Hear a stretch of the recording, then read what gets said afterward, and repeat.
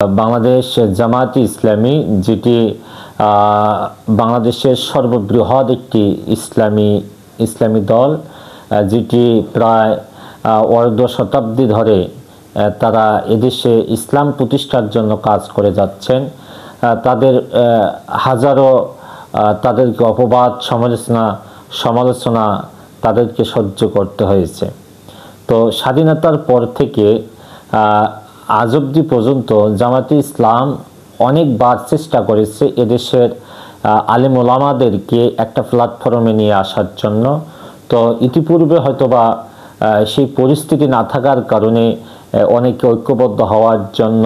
যে মন মানসিকতা দরকার, তারা সেটা এতদিন হয়তোবা তারা জাতির সামনে তারা ঘোষণা দেয়নি। কিন্তু এখন একটা পরিস্থিতি শুরু হয়েছে, ওলামা ইকরামগণ তারা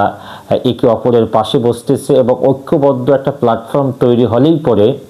বাংলাদেশে আগামী দিনে কোনো সরকারই তারা সুবিধা করতে পারবে না, তাদের ইচ্ছা অনুযায়ী আইন প্রণয়ন করতে পারবে না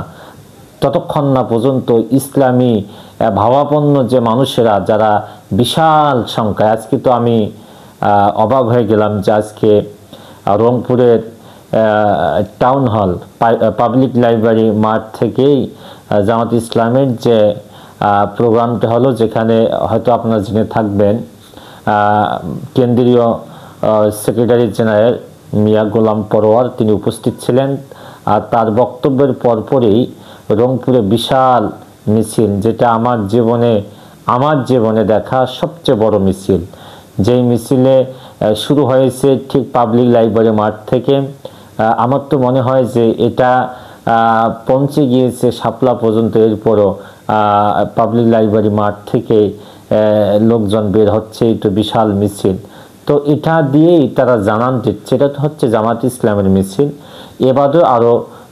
5 থেকে 6টি ইসলামিক দল আছে, হয়তোবা নির্বাচনের পূর্ব মুহূর্তে আরও দলগুলো ঐক্যবদ্ধ হবে। হয়তোবা এক পর্যায়ে গিয়ে জামাত ইসলামের যারা কেন্দ্রীয় নেতা এবং বিভিন্ন যারা পিয়ারের পক্ষে, এই সমস্ত নেতৃবৃন্দের মুখ থেকে আমরা যেটা শুনতে পাচ্ছি সেটি হলো যে আগামী দিনে হয়তোবা আমরা যদিও পিয়ার বলতেছি, যে বিএনপিকে এক সময় বলতে হবে যে আমাদের পিয়ার দরকার, পিয়ারের মাধ্যমে ইলেকশন সুষ্ঠু হবে, পিয়ারের মাধ্যমেই মানুষের ভোটের যে অধিকার তা প্রতিষ্ঠিত হবে, এটা এক সময় তারা বলবে। তারা বিভিন্ন সময়, বিশেষ করে জামাত ইসলামের লোকজন যারা, তারা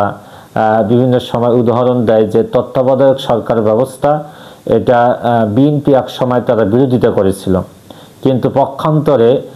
গোটা আওয়ামী লীগের সেই 17 বছর তারা তত্ত্বাবধায়ক সরকার বলে বলে মুখের মধ্যে ফেনা তুলেছে এবং এক পর্যায়ে তারা তত্ত্বাবধায়ক সরকারকেই তাদের পুঁজি করেছে এবং তারা এই তত্ত্বাবধায়ক বা কেয়ারটেকার সরকার যে নামেই বলেন না কেন, এই নামেই এই সরকার ব্যবস্থাকে তারা প্রতিষ্ঠিত করার জন্য অনেক আন্দোলনও করেছিল। যদিও এটার ফর্মুলা বা এটার সিস্টেমটা অধ্যাপক গোলাম আজম রাহিমাহুল্লাহ থেকে তিনি এই জাতিকে এটা দিয়েছিলেন। তো আগামী দিনে আমরা যেটা লক্ষ্য করতেছি যে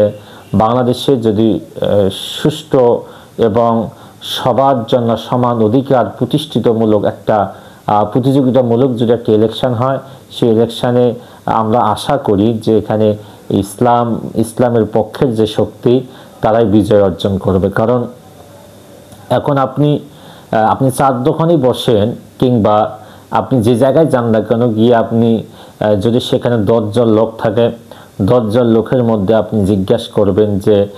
কেমন সরকার ব্যবস্থা আমরা চাই, কাকে চাই, প্রত্যেকে কমপক্ষে 10 জনের মধ্যে 8 জন একথা বলবে যে আমরা তো আওয়ামী লীগের শাসন ব্যবস্থা দেখেছি,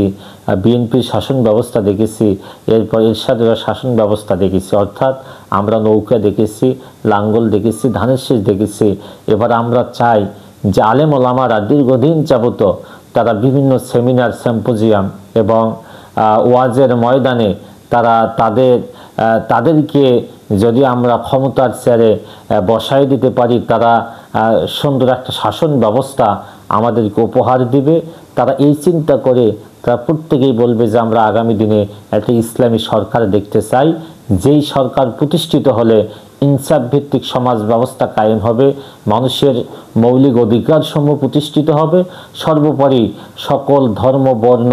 এবং সকল মানুষের অধিকার সুনিশ্চিতভাবে মানুষের দ্বার গড়ায় পৌঁছায় যাবে। এইরকম সরকার ব্যবস্থা দেখবেন যে 10 জনের মধ্যে 8 জনই চাচ্ছে। আপনি যে রিকশায় চলে যাচ্ছেন, রিকশাওয়ালাকে জিজ্ঞেস করেন, হয়তো বা আমরা জিজ্ঞেস করলে আমাদের লেবাস দেখে হয়তোবা তারা মনে করে আমাদেরকে সন্তুষ্ট করার জন্য হয়তোবা তারা বলে যে ইসলামী সরকার, কিন্তু আপনি জেনারেল শিক্ষিত যারা, ওই সমস্ত ভাইয়েরাও আপনারা যখন করে রিক্সা কিংবা অটোর মধ্যে চড়বেন, দেখবেন যে আপনি রিক্সাওয়ালার সঙ্গে কথা বলবেন, অটোওয়ালার সঙ্গে কথা বলবেন, অটো চালকের সঙ্গে কথা বলবেন, এবং অটোর মধ্যে যদি আরও অন্য অন্য যাত্রী থাকে তাদেরকে বলবেন যে আমরা আশা করি যে 10 জনের মধ্যে 8 জনই বলবে যে আমরা শাসন ব্যবস্থার পরিবর্তন চাই। কারণ 54 বছরের শাসন ব্যবস্থা, এই শাসন ব্যবস্থায় কেউ কারো অধিকার প্রতিষ্ঠিত করে দিতে পারেননি। এটা প্রত্যেকটা মানুষ তারা এখন তাদের চিন্তা চেতনায় নিয়ে এসেছে যে আমরা তো স্বাধীনতার পর থেকেই এই সরকার যা চারাক সরকার আসতেছে, প্রত্যেক সরকারই তাদের নিজ নিজ ক্ষমতাকে পাকাপোক্ত করার জন্য তারা কাজ করেছে। তো যে সম্ভাবনা দেখা যাচ্ছে, আমরা আশা করি আগামী দিনে বাংলাদেশের ইসলামপন্থী যারা, তাদের যে উত্থান,